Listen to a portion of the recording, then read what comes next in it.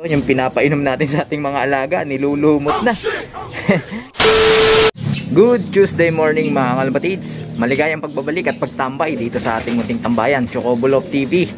Time check tayo mga kalapatids, mag-aalas 10 na ng umaga. Ngayon pa lang tayo umakyat dito sa ating mga alaga.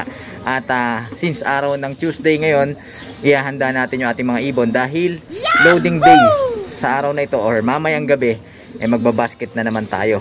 Yun pa rin, ito pa rin yung dalawang ibon natin, yung ating blue check na to, si second class, tsaka itong ating grisel na naka pang summer natin. Okay, so meron tayo isang breeder na nandito sa ating Flyers Club. Ayan, ito yung pinakatatay nila. Yan, tatay nila yan. Tatay ito ng ating 6 overall champion.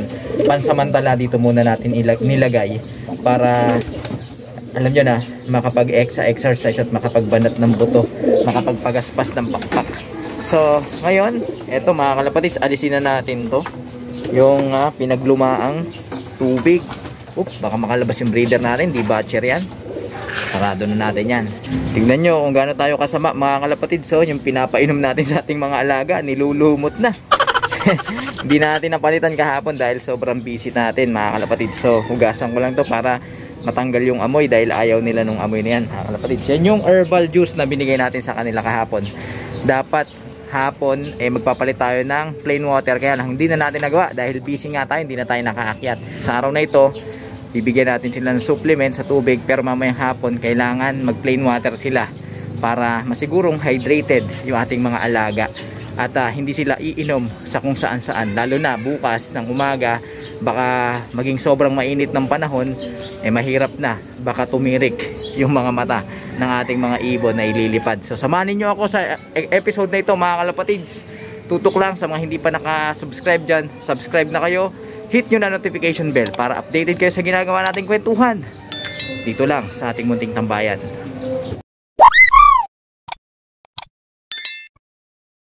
Time check tayo mga kalapatids, 9:33 ng umaga at eto, gagawa na tayo ng ibibigay natin sa kanila. Pero bago yan, bibigyan natin sila ng kaunting stretching, kaunting warm up para bukas ay mahanda na yung kanilang mga katawan. Nung linggo, simula nung dumating yung ating mga alaga, ay hindi tayo nagparonda, hindi tayo nagpakawala ng ating mga ibon. Sunday, Monday, halos 2 araw sila mahigit nakapagpahinga. So ngayon, oras na para pagpagin natin yung ating mga alaga. Tara. Oh. Nagliligawan pa kasi, nagwepad na isa. Labas. Labas. Labas. Ikaw. Ito. Oh. Okay. Oh. Natin yung ating mga ibon. Grabe, bibilis na nga lipad ng ating mga ibon, mga kalapatids. Ganadong ganado, oh. So, itong mga ibon natin na to kahapon ay hindi kumain ng marami dahil nga nag-cleansing flushing tayo kahapon. Yung binigay natin patuka sa kanila ay depurative. Ayaw nila yun mga kalapatids, kaya konti lang yung mga tinuka nila. Pero okay lang yun kasi ang pinaka-purpose natin nun ay linisin yung kanilang mga bituka o yung panloob nilang sistema. So nag-herbal juice tayo and then depurative yung ginamit nating patuka. Kaya pagka pumasok dito yan para sa tumuka, siguradong marami yung makakain ng ating mga alaga. Mga kalapatids, 6 sila dyan, kung di ako nagkakamali. Habang lumilipad sila dyan ay prepare ko na yung mga dapat i-prepare. Ayusin ko yung mga dapat ayusin, linisin yung mga dapat linisin, para pagkatapos nilang rumonda, all set na sila.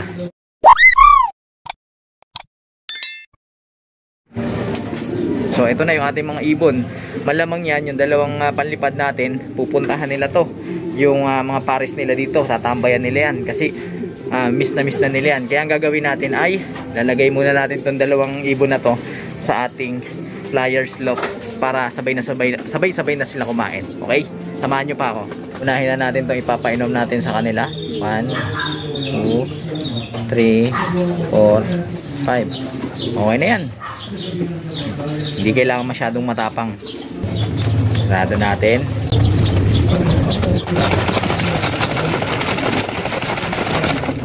Ayan, okay na. So yung patuka na lang mga kalapatids. Ngayon naman yung bibigay natin sa kanila. Isa, dalawa, Tatlo. Apat. Lima. Isa. Dalawa. Tatlo. Apat. Pa natin.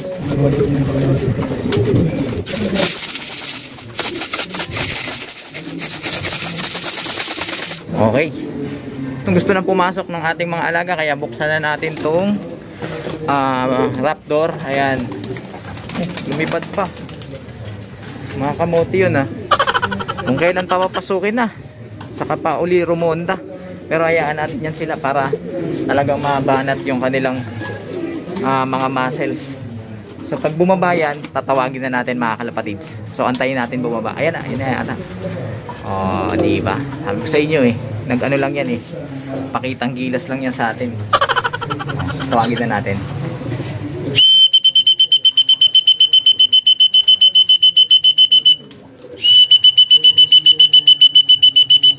Alright. So, tara, patukan na tayo mga kalapatids. Sige, yan. Pasok na sila. Pasok na yung blue chip natin. Pasok na yung iba. Ito. Sorry, sinasampal patuloy yung sipin natin. Doon.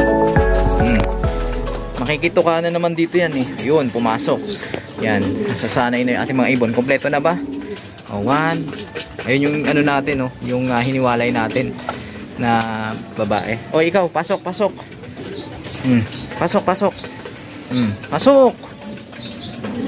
Yun.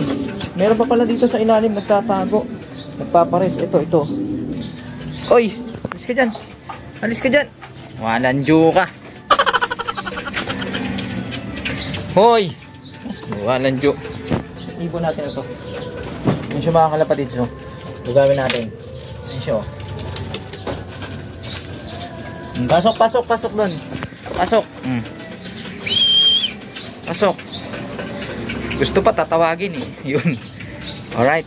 So, nasa loob na lahat ng ibon natin. Okay? Tugihan pa natin mga kalapatids para hindi sila mag-away-away. At gutom naman yung mga yan. Mag-aagawan yan. Okay. Okay, lagay pa tayo. Yan. At dito lagay din tayo mga kalapatids para hindi sila magsiksikan doon. Yan, naglagay din tayo dyan para hindi sila magsiksikan doon sa ilalim kasi masyado na silang marami. Alright, so hintayin natin maubos nila yan. Tapos i-ready na natin yung tubig. Alright, buhos na natin to. At naghahanap na ng tubig yung ating mga alaga. Hopya. Siyempre tatakpan natin para hindi madumihan. Okay, so lagyan natin dito. Ayan Ayan. Yan ang iinumin ng ating mga ibon. Sige.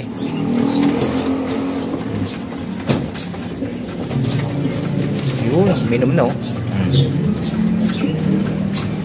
So ganyan lang yung ginagawa natin paghahanda mga kalapatids kapag magbabasket tayo.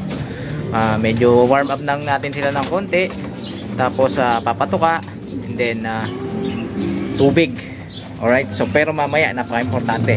Kailangan matiyak natin na ang ibibigay natin ay plain water para nang sa ganun talagang masiguro natin na well hydrated yung ating mga ibon.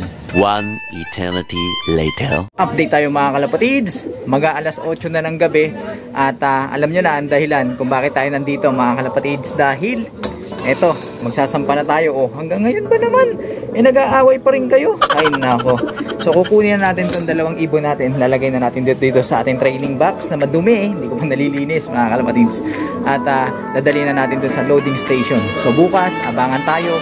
Walang mawawala sa inyo mga kalapatids. Patuloy lang na tumutok dito sa ating munting tambayan para sa kwentuhang kapupulutan ng mga ideya at kaalaman. Huwag kalimutang mag-like, comment, share. Sa mga hindi pa nakapag-subscribe dyan, ano pang hinihintay nyo, mag-subscribe na kayo para tuloy-tuloy yung ating ginagawang kwentuhan dito lang sa ating tambayan.